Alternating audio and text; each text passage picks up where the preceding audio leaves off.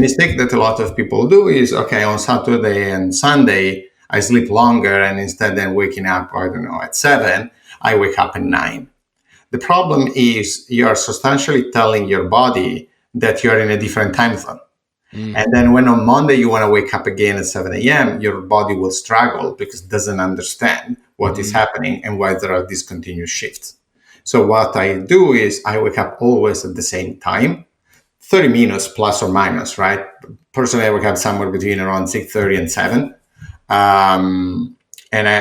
You reach a point very quickly where you will wake up naturally without anything. It's just that your body knows that that is the usual time for wake up.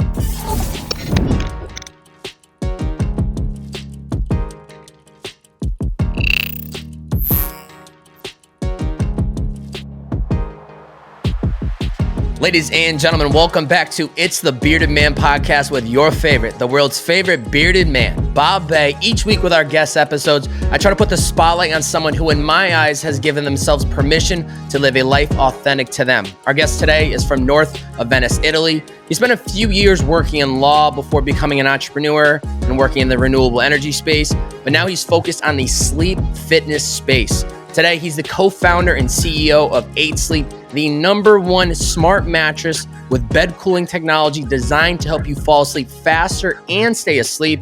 Men's Health selected them for Sleep Award of 2021. GQ selected them as Fitness Award as 2021. And they've been recognized by both Time and Fast Company as well. Some might say that they are the Tesla of sleep, which we're going to find out today. Today on the podcast, Matteo Franceschetti, baby. How we doing? Thank you for having me. I'm super excited to be here. Did I pronounce the last name correct? Yeah, you nailed it. I nailed it. Let's go. That was my biggest scares for going into this podcast today was like, I need to make sure I get his last name correct. Yeah, you didn't sleep last night just thinking about the last name. Yes. Yeah. Believe me, I needed to make sure I got extra good sleep for today's conversation. Matteo, really excited to have you here today because this show is all about helping people reach their inner potential. I have a lot of different guests from entrepreneurs, creative designers, photographers, videographers, people in the health space. And each guest brings a different expertise in one area or many areas of our lives. But what's so specific about you that in my 5 years of podcasting, I don't think I've ever fully dove into the importance of sleep. And that's something that has become so crucial in my life since the pandemic and having really control of like my time and not spending hours driving to and from places. It became so beneficial to me. So how does sleep fit in the mix of reaching our inner potential? Yeah, I would say it's honestly the foundational part. So let's start from health, right? Health is really based on 3 pillars. It's sleep, fitness, and nutrition. But the reason why sleep is the foundational part is if you start sleeping 2 hours a night, there is no fitness. You don't have the energy to train. And Yes. You would start probably eating junk food. You would start craving carbs or sugar to kind of energize your body because you didn't do it during the night. And so these are the 3 pillars, but it's honestly really a pyramid with sleep at the base. You know, what's interesting is we sometimes think that sacrificing the 2 hours of sleep, that it's going to give us 2 hours more to work on X thing that night. Or, you know, if we get up 2 hours early, it's going to give us 2 extra hours. But what I've found is that extra 2 hours of sleep can actually make a difference for that full 24 hours. So it might feel like you got an extra 2 hours in your day from cutting the sleep, but I think it actually makes such a such a incredible difference in the next 24 hours of your day when you've gotten that full night to sleep and your body feels refreshed and ready to go. Yeah. 2 things happen with sleep, right? One, you can increase your efficiency and your performance. So it's not just about the quantity, the number of hours you work, but the quality of the hours. So if you sleep 8 or 9 hours, your efficiency and your mental clarity will go up. Even a nap in the middle of the day for 20 minutes can really be a game changer for your performance in the afternoon. And you see athletes like LeBron James, they sleep 10 hours a day. There must be a reason, right? On the other side, sleep has a direct impact on your health, right? So there is plenty of evidence that sleep has an impact on cardiovascular diseases. So obviously, sleep deprivation has an impact on cardiovascular diseases, on Parkinson, blood pressure, and longevity in general. And so the way we think of sleep at 8 Sleep is sleep fitness. So we try to completely change the way you look at sleep, and you should think of sleep like when you go to the gym. You're putting the effort to go X times a week to the gym because you want to be healthy, you want to be in good shape, right? Sometimes probably you're not super excited to go, but you're still forcing yourself just because it's the right thing to do. You need to have the same mentality and approach to sleep. You need to invest 7 to 9 hours every single day in your sleep to live a longer and more energized life. Yeah. So how does one, yourself, you go from working in law, then you go from renewable energy. You're somebody that is passionate about tennis. I think you've done some racing in actual cars. How does this become part of your life? Are you somebody that struggles with sleep? Are you somebody that has always been interested in like biohacking and trying to find those little small decisions that make such a game difference in how you feel? How do you get to a place in your life where you go, I need to develop the next and greatest sleep technology the world has ever seen? Yeah. The foundational part was that when I was a teenager, I was an athlete. And so I have always been into performance and recovery. But now I would call myself like a basic biohacker. So I really try to find efficiency and peak performance in everything I do. I fast 23/1. I'm on a keto diet. I stopped drinking alcohol. And the other big thing that is really making the difference for me is sleep. And the important thing for everyone is this. So for the past 3,000 years, sleep didn't change, right? So we kept sleeping on dumb pieces of something. It could have been rocks or it could be foam, but there was not technology behind that. Now, finally, companies like 8 Sleep are building technology for sleep enhancement. And so what you will see in the future is you will be able to get the right amount of sleep in less time. Because at the end of the day, what you really care about is the percentage and amount of deep sleep and the percentage and amount of REM. Your body right now is still inefficient. So today you need to sleep really 8 or 9 hours to probably feel fully rested. In the future, probably you will be able to sleep only 6 hours and get the same rest that today you get in 8 hours. That is as somebody that very much values my time, I'm always looking for ways to hack my time to give me more efficiency. And sleep is, once I started really diving into what 8 Sleep was offering, I was baffled at, people might, say, well, it's a heavy investment, right? But when you do the math, I'm always calculating what is my time worth and how do I save more of that time? And so to me, it's like, it kind of seems like a no-brainer, something I'm very much contemplating. So I think it's for people out there that, really value their time and value how they feel every single day. It seems like an incredible product that I know, as we're going to get into today, there's even more layers than just a mattress. But something that I came across is that your team has analyzed, I think it's somewhere around 73 million hours of sleep data. And you've learned that there's these 3 pillars to comfortable night of sleep: your temperature, support, and I think it's contouring. What's important about these 3? I mean, when you think of sleep at night, right, there are really two things that matter. One is temperature and one is the comfort. And then I would even add probably light and noise, which are other things that we will tackle at a certain point. But there is plenty of medical evidence to prove that outside sleep medical disorders, the most impactful factor on your sleep is temperature. And that is why we started from there. Your body temperature changes during the night. So when you hear people saying, oh, you should sleep at 68 degrees, that's just not true. It's bullshit. Meaning 68 degrees could be good for 1 hour of the 8 hours that you sleep or 6 hours that you sleep, whatever, because your body temperature changes based on your circadian rhythm.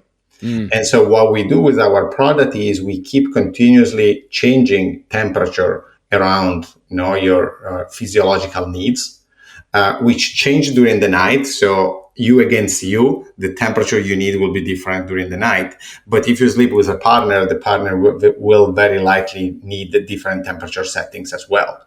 because temperature is based on metabolism, on gender, on age, if you train or you didn't train that day, and what time you train that day. So it's extremely personal.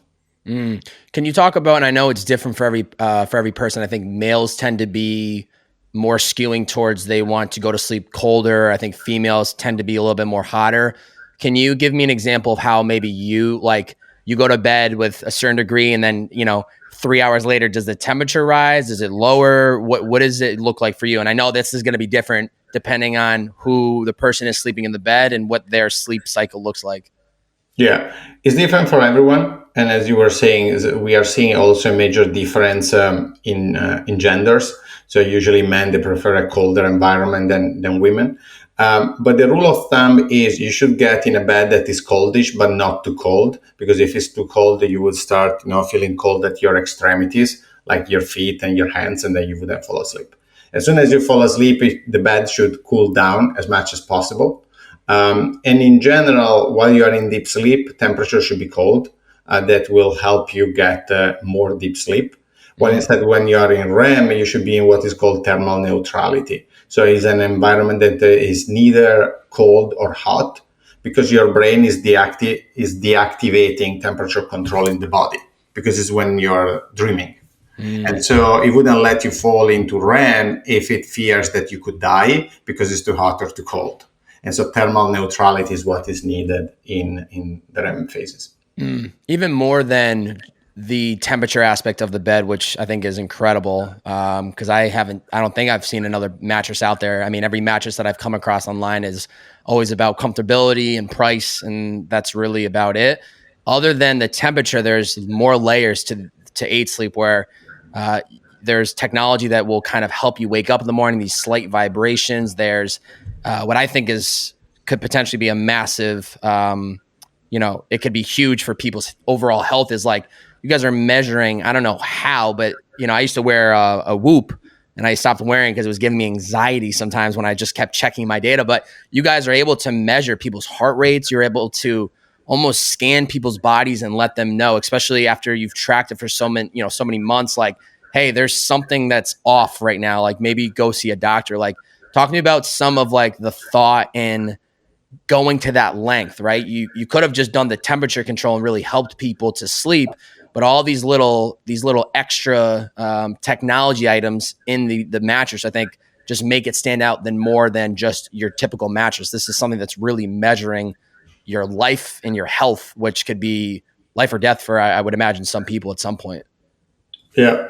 The way I always pitch it to my team is we don't build products, we build experiences. And so when we think of sleep, you're investing these, many hours, 8 hours, which if you think is the equivalent almost of an intercontinental flight. It's like going from Miami to Europe, and you do it every single day. So it's quite a lot of time. And so we always think about everything that we can improve during that time and in that experience. And so one of the things that I think we nailed was reinventing the wake up experience.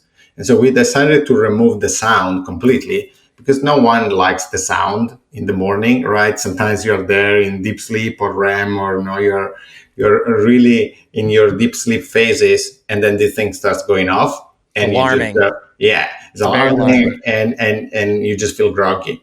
And so what we do is we use temperature and vibration to gently wake you up over time, right? And so that will help you to get out of deep sleep or REM, get into light sleep, and then wake up.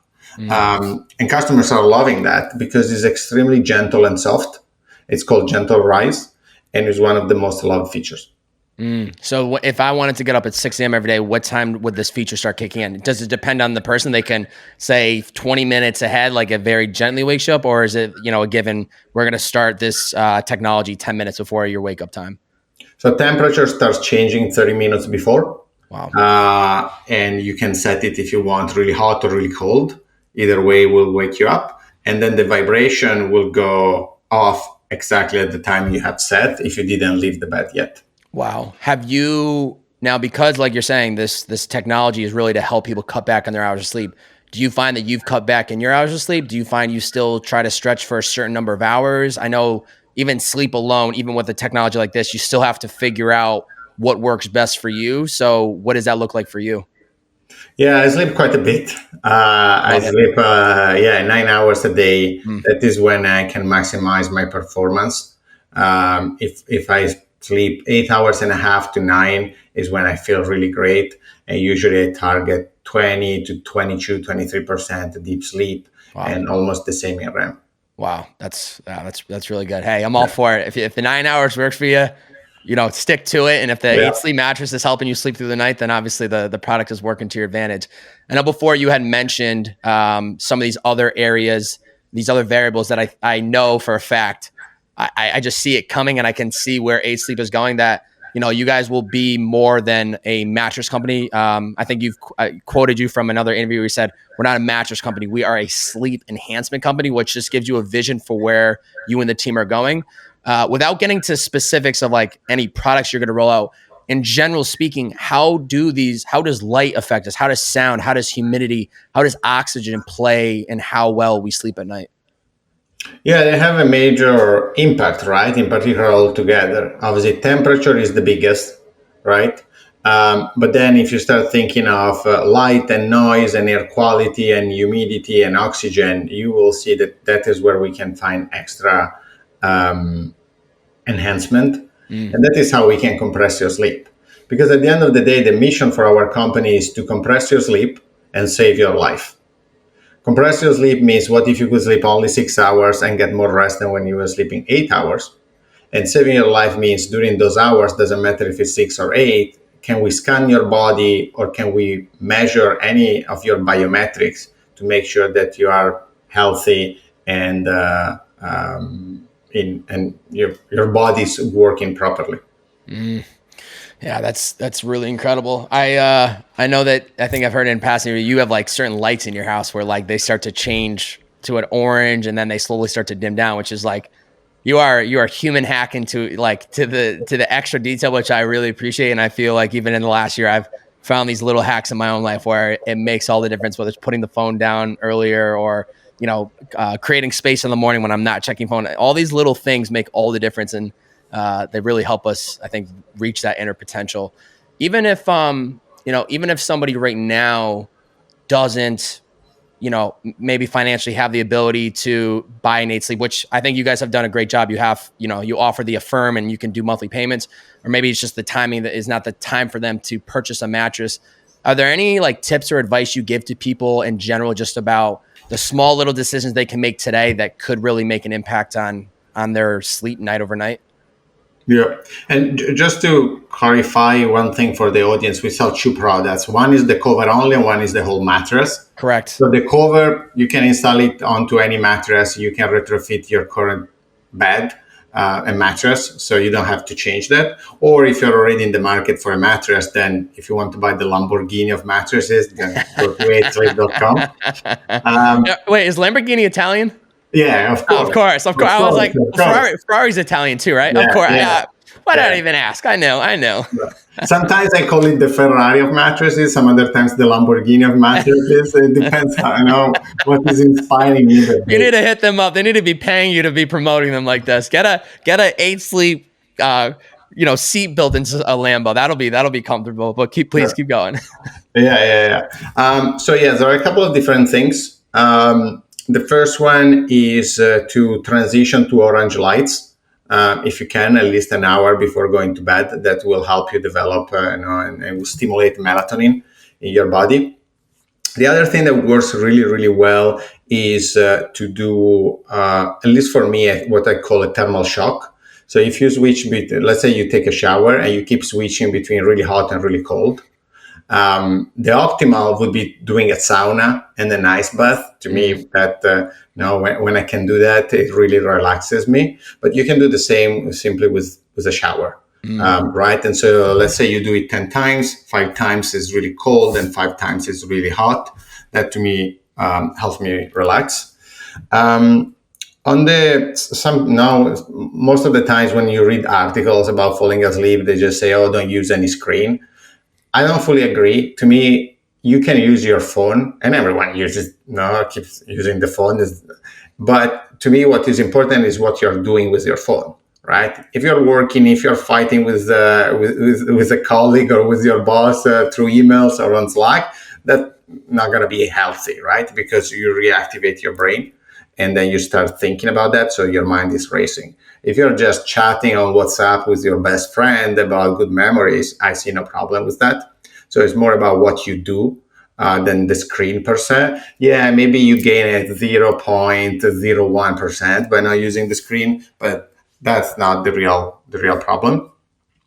And then you could take things like melatonin, or you could take some supplements. Some people try to take magnesium because it helps them relax with their muscles, but there's not a lot of evidence around that. One thing I've realized, and I've heard you talk about on previous interviews, is the importance of, now it's going to remind people of their childhood, but creating a bedtime, right? Yes. And sticking to a time where you say, this is when I'm going to go to bed and this is the time I'm going to wake up. And then it's almost like your body starts to pick up on the cues of, like, weekday, I go to bed at 9 p.m. and I wake up at 5 a.m. So right around 8, there's like this internal clock that goes, it's time to start slowing down. It's time to ease our way in, watch something on YouTube, watch something on Netflix, like slow the mind down, put down the phone, don't answer emails, don't answer texts, like, kind of slow yourself down. Talk to me about kind of the importance of why, putting in like a bedtime for you can make a difference too. Yeah, I agree. I would say the three biggest things that you can do are temperature in the bedroom or the bed if you have a sleep, your routine, and make sure that your mind is not racing before going to bed. These are really the 80-20. If we focus on routine, you have a biological clock, right, in your body. You just need to train your body to know when it's time to fall asleep and when it's time to wake up. If you do that, you will start feeling tired at the time you go to bed. So you're training and helping your body to get used to go to bed. I go to bed around 10. And so my body around that time now has been trained enough to be ready for sleep. And if we have anyone in the audience who has kids, you see it with babies, right? It's so important not to have a routine, to put them to sleep at the same time, to be in an environment that is really dark, so there is no noise at the right temperature. So the same thing applies to us. Now, we were all babies, just not, now we treat ourselves differently, but the first principle is the same. And the other one connected to routine that is even more important is the wake up time.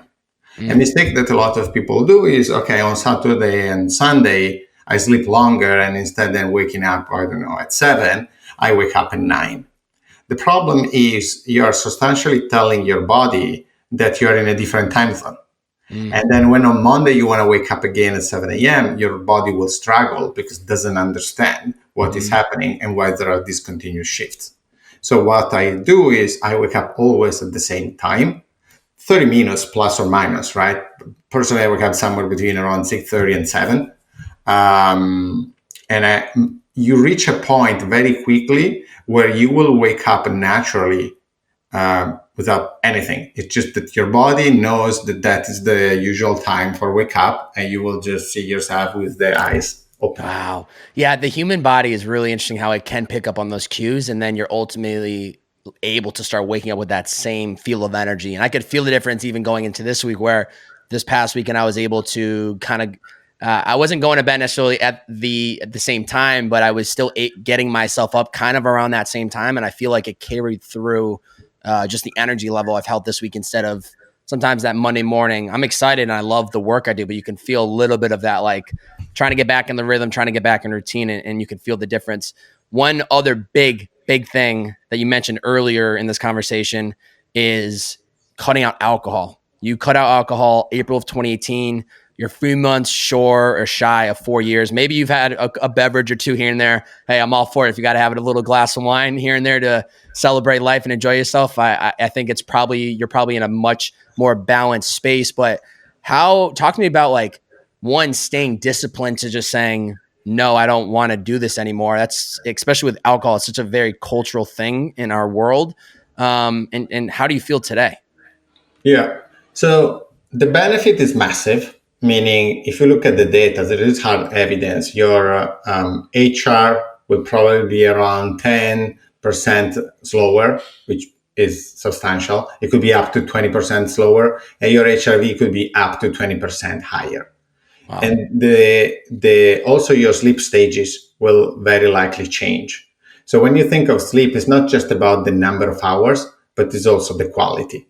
And so sometimes now you're a bit drunk or you had a couple of glasses and you feel a bit more relaxed. So yes, your mind maybe is not racing and you go to bed and you believe that you're going to have a great night of sleep because you can fall asleep immediately. The reality is the quality of your sleep will be way lower. And sometimes we don't realize that, but this is 100% confirmed. There is plenty of hard evidence. So I stopped drinking. Now I think we're going for the 4th year. Yeah. 2020. I mean, if it was April 2018, then you're going to be up on 4 years and 3 months. Yeah. No, it was 19, I think. Oh, 19. Okay. Yeah, it was the 19. Yeah. Cool. So it was like April 2019. So I'm going for the 3 years. Wow. Social is awkward sometimes because you go to places, maybe you go to a barbecue with some friends, or you go out with some friends for dinner and everyone is drinking. The worst is when you go to someone else's house because maybe, there are bottles, they open bottles and they start offering you a glass of wine. I say, sorry, I just drink water. Yeah. But the benefit is so massive because then it means that when you wake up in the morning, you're refreshed, you can keep waking up in your original time, you will have mental clarity during the day, your recovery. So if you're just in fitness and you train regularly, your recovery will be massively improved. Yeah, it's to have that discipline to acknowledge I want to cut out something such as alcohol. It could be anything else, insert any area of your life, and then being able to be in public or with friends, and it can, like you're saying, it can feel awkward. The longest I've ever gone was 75 days without alcohol, and at first it's awkward, but then you start to feel the benefit, and you realize it's only awkward for the first 2 hours, and then once everyone starts getting drunk, you're like, I'm going to feel great tomorrow. So this is great. Like I see where I would have been if I kept sipping. So to me, it was always, and there are times like I intentionally last week and I cut out alcohol until January 29th. I'm running my second marathon. And so I said a month out, I just want to go clean. I want to be in, even better shape than I am now. And so, it's just those first couple hours when you're around people and they're drinking and it's that awkwardness. And then, 3 hours in, you're like, actually, I'm going to feel great tomorrow and it's fine. It's not as bad, but staying disciplined definitely can be a test to you personally, Yeah. Quick break from today's episode and then we'll get right back to it. Ladies and gentlemen, you need to download the Stay Dialed In app. I don't know if you live under a rock. I don't know if you missed the memo. I don't know if you have not been paying attention to my social medias or listening to these podcast episodes, but I'm here to tell you, your greatest accountability community is here. It is alive, it is well, and it is missing you. We have over 150 plus members on this app, and we need to get you on there ASAP. This app is all about holding you accountable to helping you reach progress in every area of your life experiences, dating, career, relationships, whether it's family and friendships, health and wellness, mental health, every bucket, every category. That is what this app is here to do. You can download Stay Dialed In app on all platforms. You can also head over to join.staydialedin.com to learn more. It is free to download. There is a paywall for certain content, such as private videos and podcasts, as well as our community section where 150 plus members are a part of, and you can chat about different topics and things that you're going through.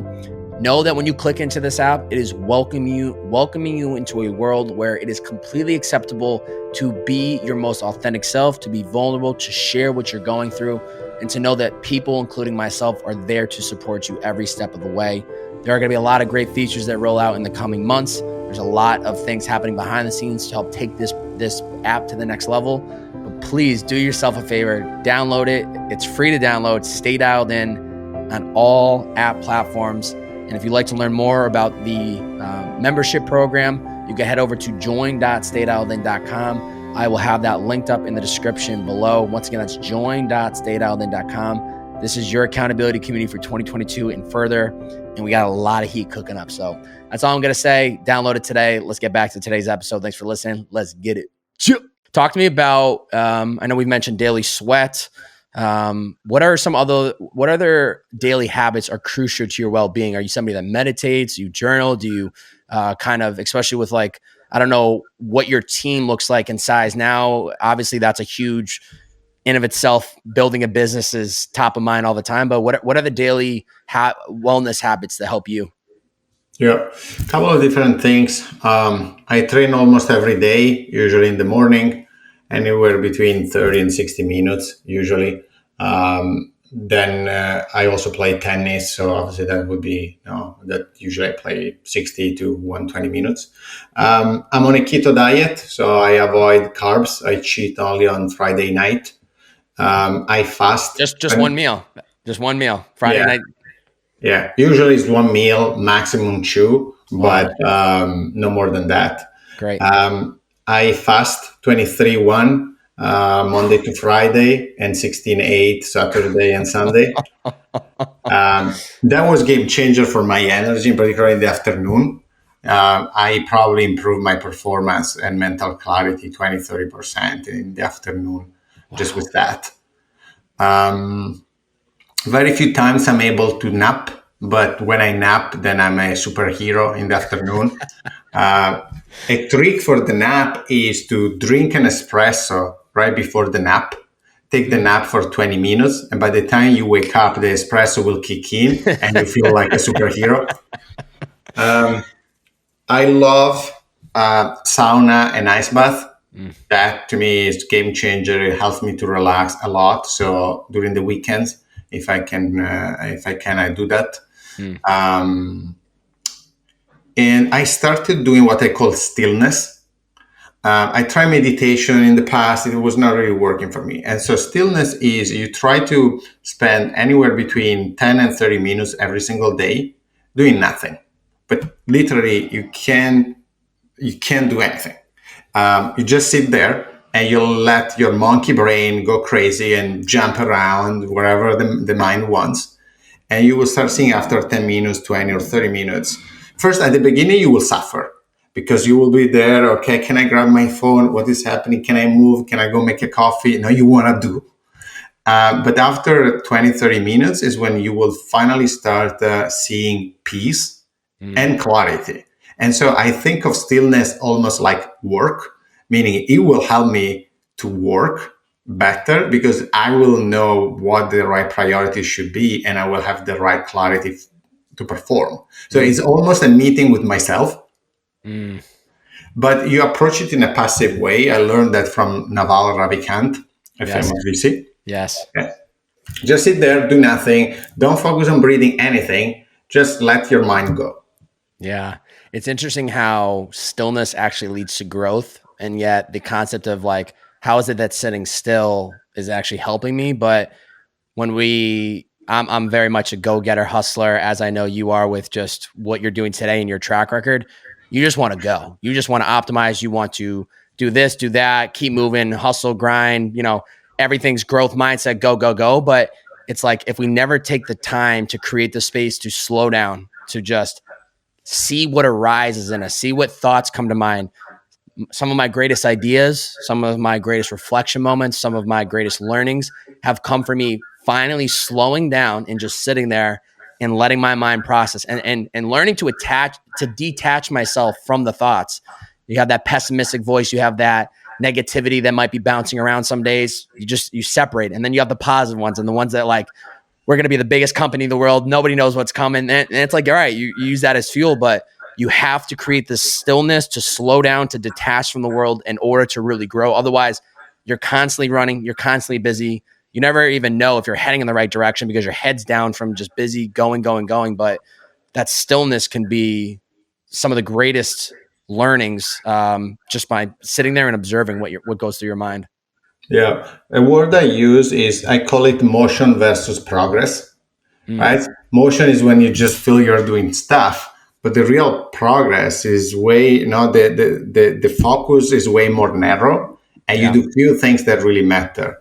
And so if you think stillness is similar to sleep, meaning is this time where if you're superficial, you just think you're wasting time, But the reality is you're giving time to your body and or your mind to really process information and recover. So then you improve your performance. Yeah.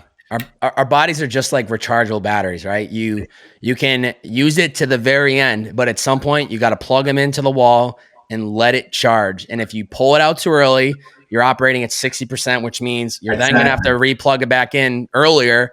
Whereas if you just let it get to the 100%, then you're fully ready to go and you're able to attack the day. Exactly.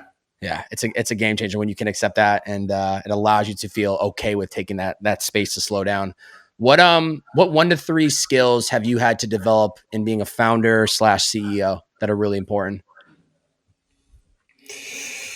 Being resourceful, never give up. I would say those are really the 2 most important ones. Probably the third is to be able to cope with ups and downs. You know, I got to a point where I know that even if there is a down, then the up will come. It's a roller coaster. And so you can't pretend things to be good. There will be tough moments. You just go through them. Yeah, that's a really good space to be in, because I think I love talking to founders, because I think you and many of the other men and women that I've talked to, you wear many of hats, and your skill set tool belt is full of different skills because of what it takes to go from an idea to then executing it. And I know I've seen some of the massive rounds that you guys have raised on behalf of a company, and not only does that speak to the product and the vision of 8 Sleep, but I really do believe it speaks to the co-founders, yourself, and I think there's 2 other co-founders, where at the end of the day, I've seen many of entrepreneurs, and to me, it's not about what they sell and what product they're building. It's about who they are and believing in them. And so it's very clear that there's a lot of good things happening behind the scenes at 8 Sleep with yourself and your co-founders. And like you're saying, like, some of these skill sets are important to remind yourself as you're on that journey of trying to build and trying to, bring this vision to life. Yeah, it's not easy, but it's fun. It's different all the time. It's exciting. Yeah. It's probably the closest thing to sport. Because it's like an athlete, you can have injuries and you need to recover. Yeah. To get back to the top. Yeah. So the same thing is in the startup life. Yeah, you're ready to keep going every single day. You're entering that championship mindset every day. Yep. What boundaries have you created in your life that allow you to operate at your highest level? I'm really intentional about the kind of things I was telling you. So this sort of optimization for my body. Now stillness for the mind and sleep. Other than that, I'm honestly always on and I always push. The few times I went on vacation, I tested the vacation. And so I tried to use that time again to hypercharge my mind to go back with more clarity. So for example, reading, stillness, and writing is what I do on vacation. So I use those moments still like a sort of work. It's just a different work. And I get out of meetings. Sometimes it becomes just a bit repetitive or boring to just have you feel like others are controlling your life. And so for me, vacation is just to be able to say, no, I manage my time as I want. If I want to train at 11, I can do it. I don't have to review an agenda for the meeting every single day.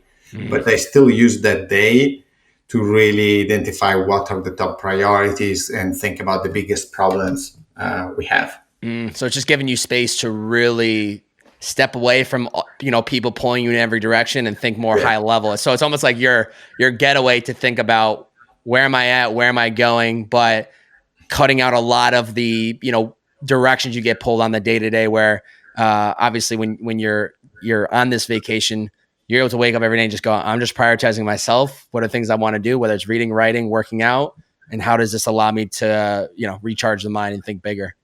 Yeah. It's almost like I'm unable to disconnect. And I don't even like it, because what I realize is if I try to disconnect, I get more nervous because I don't have the sense of control of what is happening. And so I tried a couple of times and then I understood, no, this doesn't really work for me. And it can work for others, right? So I don't pretend to be right. This is my personal opinion. And so I'm always on. The thing that gives me more energy is meeting other founders or others, people that I really respect and admire, and sometimes getting out of the routine. Yeah. And so I don't know if you want to call it vacation or you just want to call it a working week remote, even if we're a remote company. But I just want to shift how I manage my time, because the most impactful thing of my energy is when I get bored. And it's not my job getting me bored. It is the same meetings every single week, 52 times a year. Yeah. That becomes boring and it kills my creativity. Yeah. Are you fully based in Miami, or do you also pop around because I think you used to live in New York. I think you used to live in San Fran, or maybe it was just New York, but do you pop around outside of Miami often? I travel for work, but yeah, my house is in Miami. I live in Miami, but I try again to often change the environment to stimulate creativity. Then now the advantage is in Miami, there are so many tech people that I want to stay in Miami. I just meet amazing people that are here, and that gives me energy. Oh, that's great. Yeah, Miami has definitely been booming in the last 12 to 18 months since pandemic. I know a lot of people that have been flocking their way there, and it seems like it's a lot of good things is happening over there. Yeah, it's a great time. What's a lesson you've learned in your professional life that you've carried into your personal life? I mean, how to get things done, because at the end, also in your personal life, you will go through things to be done for your house, or you will have problems, right? It could be a relative or not. You have to go through things. It's not that everything is always bright. You just need to know that there is some bad things, some good things. Just go through them and fix them, and it will be a roller coaster. Yeah, that's. I think one thing that I disagree. I'm not a parent. But sometimes I think, as parents, we always try to paint this beautiful world where everything will be perfect. Well, instead, I think it's important to teach kids that it's normal. It will be a roller coaster. There will be ups and downs, right? Some bad events will happen. You might lose your dad, or you might lose your mom, or something, not your health or the health of a friend. Things happen. And so you just need to be prepared to go through some of them. You can't expect life to be perfect. Doesn't matter what you do. Yeah, you gotta face the reality of the situation, so that you're not setting people up to believe that it is some fairyland, and that when things do arise, you're gonna have to adjust to these hurdles and these speed bumps along the way. Yeah. Speaking of kids, I know you're a married man. Tell me about marriage. What's one thing you wish you had known when you got married? I'm very much a single man, but I'll definitely be putting this in my back pocket for when the day does come. Yeah, I think that is another thing I really want to do with my kids the day I will have some. It's so important, the partner that you pick for your personal and professional achievements. And I think I was very naive on that, and I got really lucky. Because at the end of the day, the rule is you become the average of the 5 people you spend the most time with. Yes. And your partner is probably 40% out of the 5, right? And if the partner doesn't think like you, if the partner is dragging you down, if the partner doesn't share the same values professionally or personally, you will struggle, and you will have to continuously give up on certain things that maybe are really important for you. And so in my case, I was really lucky. With my wife, we get along really well at the personal level. We co-founded this company together. So we're very mission aligned. Yeah. We're both, I would say, ambitious. We are both hard workers. She understands if I have to work harder in certain instances, or when I have to move to China for a couple of months to fix production, And so I have a real partner who understands me, and I don't have to feel guilty all the times if I have to put a bit extra work to fix things at 8 sleep, which is part of a founder life. Wow, that's amazing. That I don't know how I didn't dig enough to realize that she was a co-founder in the company. Yeah, and she runs growth. So all the money we make is because she makes she is making the big money. Wow. Has there been a lesson that you've learned with being in business with a significant other that has been really important? Because obviously there's, in a normal world, for most people, their significant other does different work. So during the day, they're kind of separated. At the end of the day, they kind of come together and probably talk about the day. But when you're, you're working together, you're building a life together personally and through your career. Yeah. Yeah. I have a couple of lessons and stories that you might like. So Please. I mean, the lesson is it's really hard to find a partner you can work with. Put it probably at 1% chances. But when that happens, that is a superpower because she knows what you go through without you having to explain everything. If you want to talk about problems, she understands the problem because she has the context. And so that is a superpower. Then in our case, being also in the same industries, we help each other to raise our bar because she sees things or hears things or learn things that are applicable to me as well. But a couple of stories that are funny are the following. So we use Slack for work and WhatsApp for personal life. And so sometimes, because I'm her boss, because I'm the CEO, and sometimes I'm yelling on Slack because maybe we need to get something done faster. And on the other, on WhatsApp, I'm asking, what do we have for dinner tonight? But then there is a second part of the story that is funny. So as I was telling you, I never stop. I mean, I just keep thinking of, hey, sleep. I love that, right? Well, instead, Alexandra, she likes to sometimes to set a line and disconnect a little bit. That is how she recovers. And so sometimes I was talking about work at 10 p.m. and her point was, you cannot always keep talking about work with me. You need to treat me like any other colleague. I say, fine, it's true. And so what happens now is that sometimes we are on the couch or, I don't know, watching TV, and I start slacking her at 10 p.m. because I say, look, if you were a colleague, I would still slack you with my ideas. I cannot talk to you about that. And so I hear the phone vibrating on the phone, and it's me, and she's sitting right here. Oh, that is classic. So you've respected the boundary that she's created, but you're like, I'm not holding back, typing away, letting her know.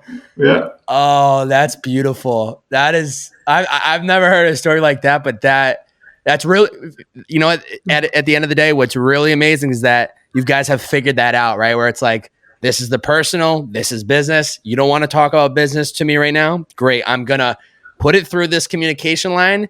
And you can read it and consume it when you want. What I'm hearing there is compartmentalization. That's something that I've really tried to get good at. As like, waking up this morning, I knew I'm compartmentalizing my mind for this interview. I need to be open-minded. I need a clear headspace.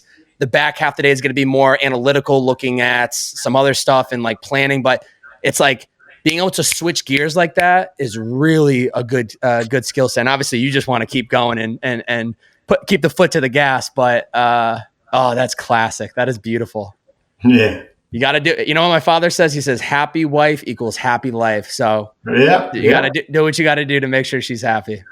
I agree. That's she's so happy, good. I'm happy. Oh. That's so good. And I had mentioned this earlier in the podcast, but one thing that I think is really important about you, and I think a lot of people that hear this episode could really resonate with, is you've been able to pivot you went from law, then you went from clean, like renewable technology, to now you're in the health space.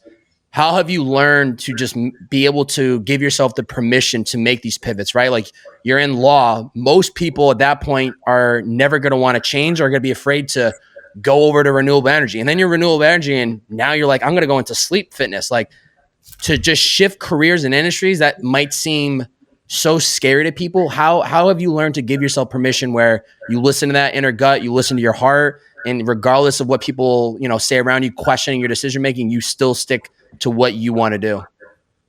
Yep. I think you need to mix three things, or at least you should try to mix three things. There must be your talent in a certain area. There should be an interest in a certain area, and there should be an opportunity. And these things will change over time, very likely. At least they changed it for me.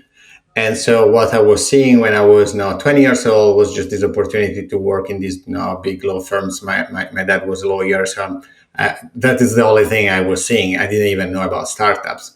And so that, for me, was the maximum achievement because these were the best and largest law firms in the world. And then from there, a new opportunity opened up because there was a sort of bubble in renewable energy in Italy. It was the only probably opportunity in the past 30 years to become an entrepreneur if you don't have money to start.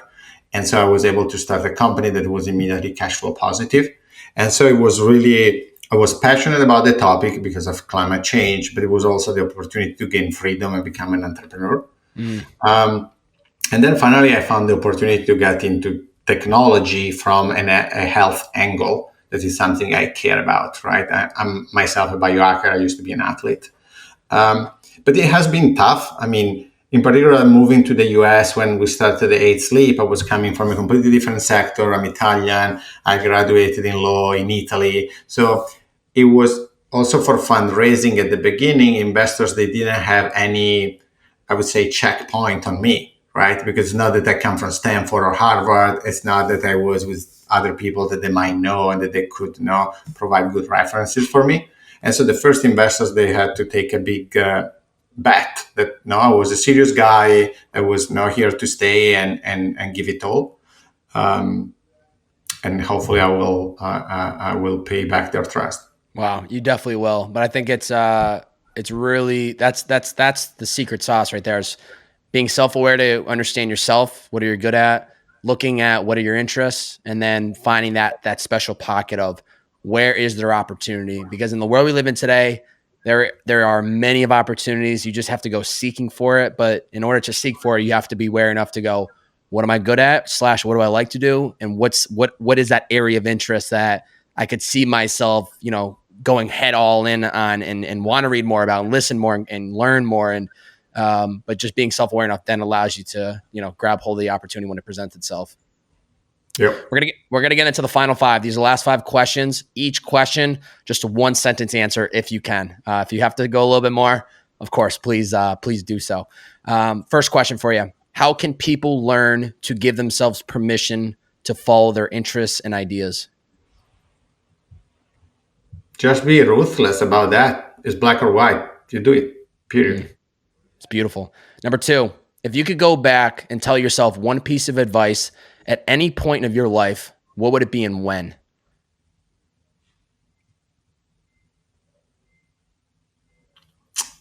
You are the average of the 5 people you spend the most time with. Is there a certain age or time in your life you would tell yourself that?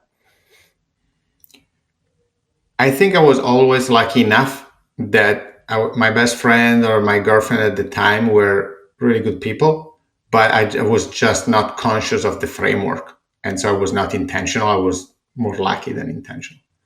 It's beautiful. Question number 3, what's an area of your life you need to put more effort into?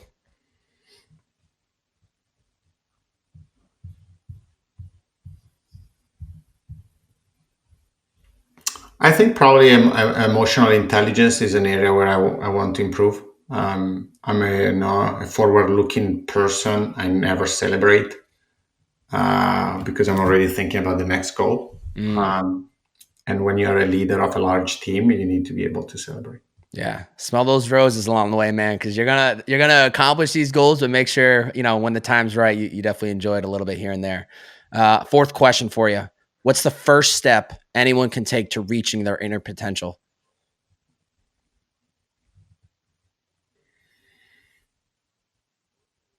Setting their goal and being intentional about that. It's good. Acknowledging what you want is really important. 5th and final question for you: if somebody's listened to the last 50 minutes of this podcast, what is one challenge you have for the listener today? After they wrap up listening to this podcast, what's one challenge you have for them? Try to sleep 1 hour longer every day for a week, and then tweet and tell me how you feel. Yes. I'll plug up your Twitter in 1 second, but first, I just want to acknowledge you, man. Matteo, this has been a fantastic conversation. I don't think there could have been a better person to come onto the podcast to talk about sleep than you. And I think this has been a very informative conversation for people that are already in that growth mindset and want to, reach their inner potential, but we sometimes neglect the sleep aspect. Not only that, but it's very clear that you're very passionate about what you do. And I think you're leading by example for others out there that it is possible to understand what you're good at, find the thing you want to do, and then look for the opportunity in the space.